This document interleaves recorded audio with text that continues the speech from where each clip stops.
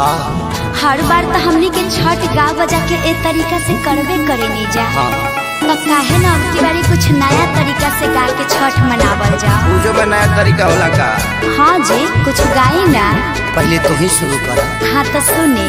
पेन्हिना बलमा जी पियरिया, चली छपारा के घाट,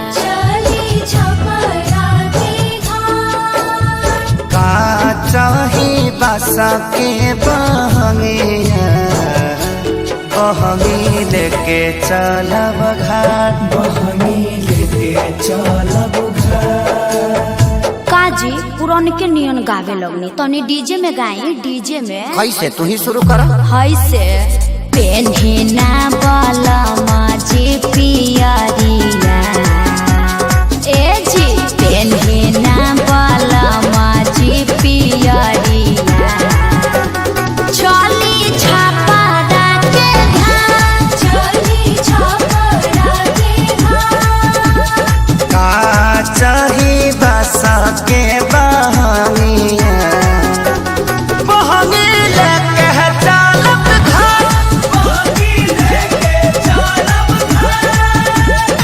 ए अम्मा जी तनी रौरो नाची। आदिशक्ति के बाट जे पूछेला बटोहिया,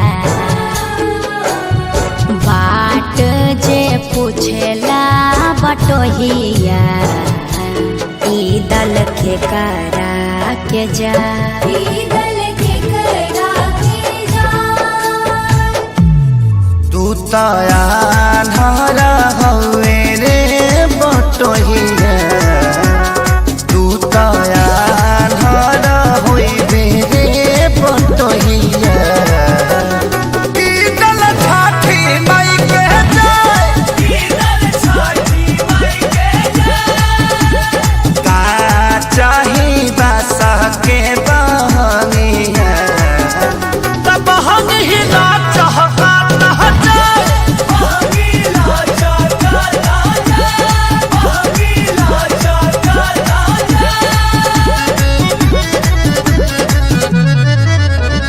करी न सासु आमा जी तैयारिया, अर्घ के बेरा बीतल जा,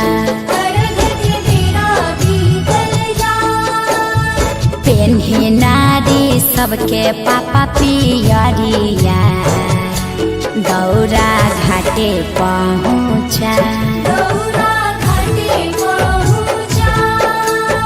मम्मी हम तली थथी घाट पलाका छोले। अरे तू का करे जइबो? पराका फोड़ के हमार सारी जरइबो, मरब एक थप। छठी घाटे करबे डरामा, ओही जा हो जाई बाबा, ओही जा हो जाई बाबा। यार पापा से बोल, मम्मी मारने की धमकी दे रही है। पापा साफा आतंकवादी हो का? काहे लइकवा के डरोले बड़वा?